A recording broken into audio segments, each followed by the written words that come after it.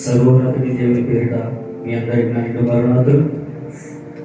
ఈ దినము ఒక ప్రత్యేకమైన దినము కనుక సర్వోన్నతుడైన దేవుడు, సర్వశక్తి కలిగిన దేవుడు, సమస్త సృష్టిని సృష్టించిన సృష్టికర్త అయిన దేవుడు మన కొరకు మనల్ని పరిశుద్ధపరచడానికి ఆయన తైలాభిషేకంతో మనల్ని అభిషేకించి ఆయన పరిశుద్ధమైన రక్త మాసములలో మన పాలువారమైనట్లు ఈ దినము అందరము కూడా పరిశుద్ధులుగా దేవుని సన్నిధానంలో ఆయన పూర్ణ హృదయంతోనూ పూర్ణ ఆత్మతోనూ ఆయన మన పట్ల చేసిన అనేక నెలలను తలంచుకొనుచు ఈ దినము 7 మినిట్ల ప్రార్థనలు అందరూ ఏకీభవిద్దాం. నాతో కలిపి చెప్పండి. దేవా, నా పాపములు క్షమించుము, నాకు తెలిసిన ఏ పొరపాటులోనూ పడకుండా నన్ను కాపాడుము. దేవా, నా శక్తి కొలది చెడును విసర్జిద్దును. నా తలంపులో కానీ, చూపులో కానీ, వినుటలో కానీ, మాటలో కానీ, ప్రయత్నంలో కానీ, క్రియలలో కానీ ఏ దూరదృష్టి చేరకుండా జాగ్రత్తగా ఉండును.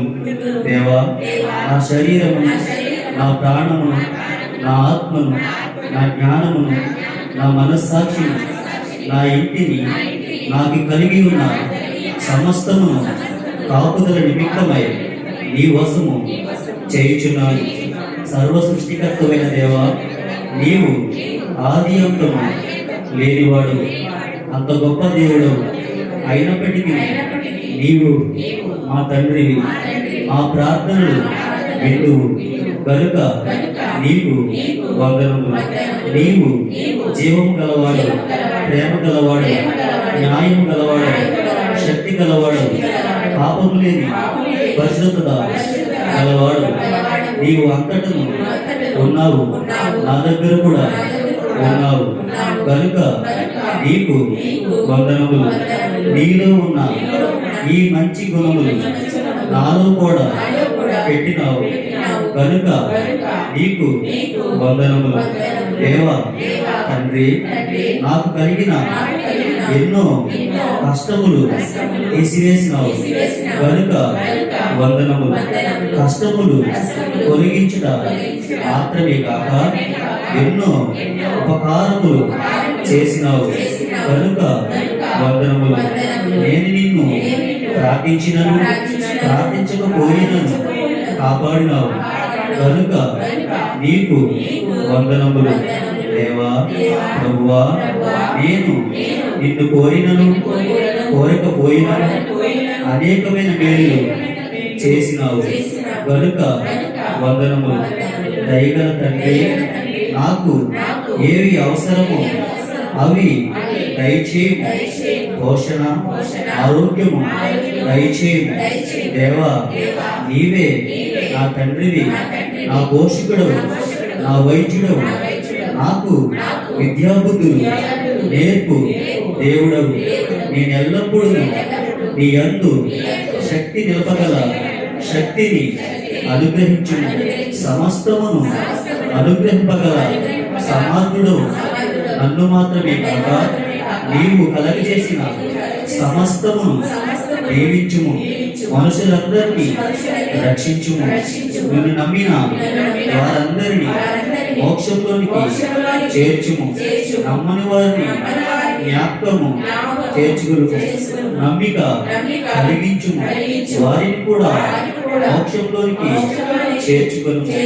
దేవా, నాకు మనుష్య రూపంలో దర్శనములో గాని స్వప్నంలో గాని కనబడుము. నాతో మాట్లాడుము. నేను నిన్ను ఏమైనా అడిగిన ఎడల జవాబు చెప్పుము. ఆమేన్. అందరూ మౌనం కలిగి నిశ్శబ్దము కలిగి అందరూ మౌనముగా ప్రభు వైపు చూస్తూ ధ్యాన క్రమము పద్ధతిలోనికి వెళదాము. అనగా యేసు ప్రభు వారు ఇక్కడ ఉన్నారు. ఆదరణకర్తగా ఆయన బాలునిగా ఈ లోకానికి వచ్చారు. అయితే రిక్తునిగా మారి ఆయన మన పాపరాశినంతటిని కూడా భరించి ఆయన చనిపోయి సమాధి చేయబడి మూడో దినమున లేచి పరలోకమునకు ఎక్కి అక్కడ తండ్రి కుడి పార్శ్వమున సంతోషముతో ఆయన అప్పగించిన పని తండ్రి అప్పగించిన పనంతటిని ముగించి ఉన్నారని సంతోషముతో మరలా ఆదరణకర్తగా మన మధ్య సంచరించుచున్నట్లుగా దేవుని వాక్యం చెబుతుంది. ఆయన ఆదరణకర్తగా మన మధ్య ఉన్నారు. కానాను విందులోనికి యేసు ప్రభు వారు వెళ్ళారు. అందుకే ఆ యొక్క విందు ప్రధానికి ఏమీ తెలియదు, కానీ ఆ విందులో ఏ లోటుపాట్లు ఉన్నవో ఇదిగో యేసయ్యకు మాత్రమే తెలుసు. అందుకే నా సమయం ఇంకా రాలేదమ్మా అని చెప్పి అన్నారు. అవును, ప్రభువునందు ప్రియమైనటువంటి వారులారా, మరణాతమైన స్వస్థతలోనికి వచ్చినటువంటి వారులారా, మీ యొక్క స్థితిగతులు చూచుచున్న దేవునికి ఏ సమయంలో మిమ్మల్ని ఆయన బలిష్టమైన హస్తము కింద దేన మనసుకులు వలె చేయవలెనో ఆయనకు తెలుసు. దావీదుతో అంటున్నాడు, ఇదిగో ఈ 7 దేవుని పనివారు కాదు, గాని ఈ 8వ వాడైనటువంటి ఈయన మాత్రమే ఆయనే దావీదు. సమూయేలు భక్తుడు చెబుతూ ఉన్నాడు.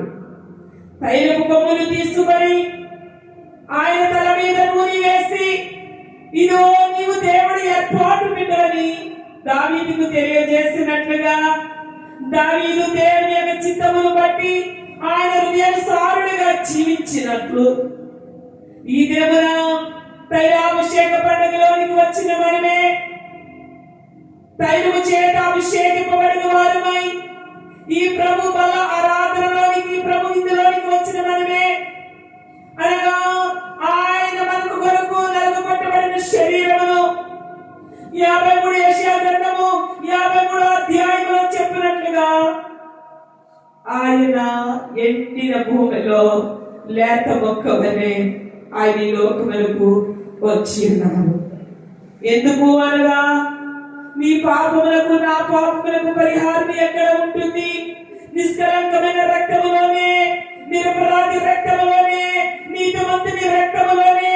ఎక్కడ చూసినా కలంకముతో ఉన్నవారే తప్ప ఏది చూసినా కలంకమే.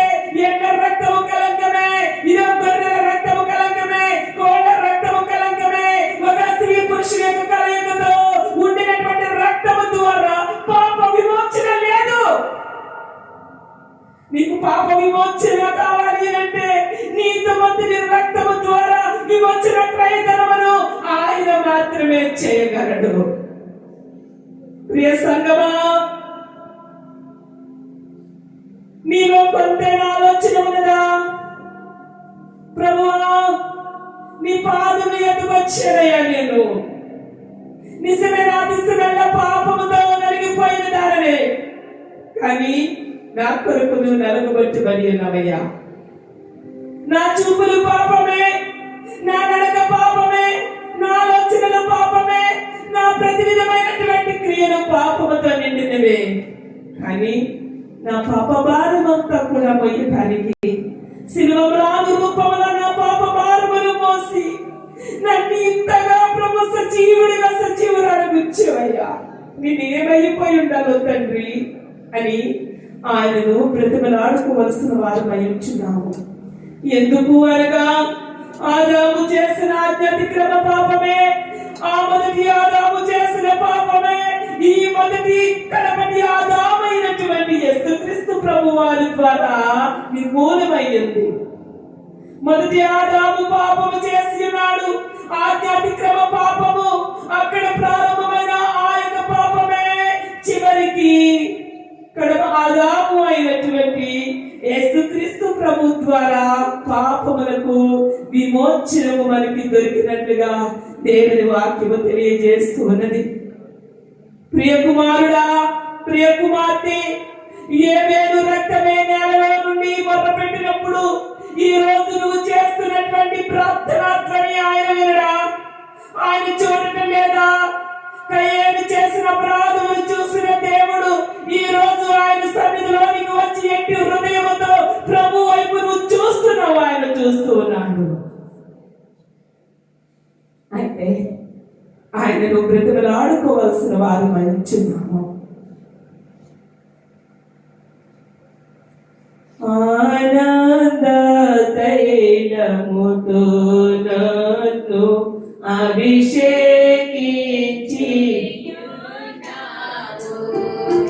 ఆనంద తైలముతో నిన్ను అభిషేకించి ఉన్నాను. స్నానము ప్రభు భోజనము ప్రజలకు, స్నానము ప్రభు భోజనము ప్రజలకు జరుపుట సరియని అనుచున్నాను. జరుపుట సరియని అనుచున్నాను. మరో విచారము కూడదు నీకు, మహిమతరపురి కావలెను. ఈ సమయంలో తండ్రి ధ్యానంలోనికి వచ్చినామయ్యా. ఆనంద తైలముతో నిన్ను అభిషేకించి ఉన్నానని నువ్వు దావీదుకు చెప్పినట్లుగా, నూనెతో నా తలాంచి నా గిన్నె నిండి పొల్లొచ్చి ఉన్నది అన్నట్లుగా మా హృదయం అంతా నిండి పొల్లాలి ప్రభువా నీ సన్నిధిలో. అట్టి ధన్యతను ప్రభువా, యేసు ప్రభువా, నా రక్షక, నీ పాదాల చెంతకు వచ్చిన మాకే అట్టి ధన్యత దయచేయమని మీకే ప్రణుతులు, ధ్యాన ప్రణుతులు, ధ్యాన ప్రభా కృతజ్ఞతలు నాయన, ధ్యాన స్తోత్రములు చెల్లించుకుంటూ ఈ ధ్యాన క్రమములు మీ చేతికి అప్పగించుకుంటూ నిన్నే స్తుతించుచున్నాము తండ్రి. అందరము మౌనంగా 2 నిమిషములు కనిపెట్టి ప్రభు వైపు చూద్దాము.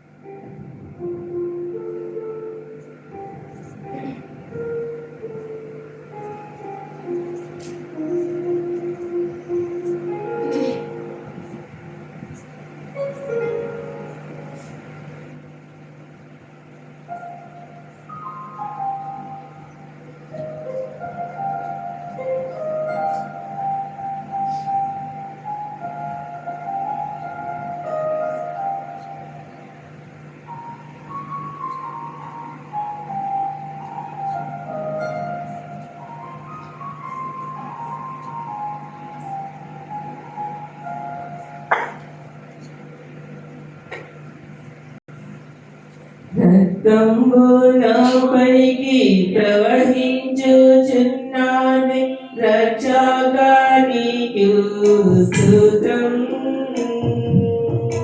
రక్తంబులపైకి ప్రవహించుచున్నది రక్షగా నీకు స్తుతం. భక్తితో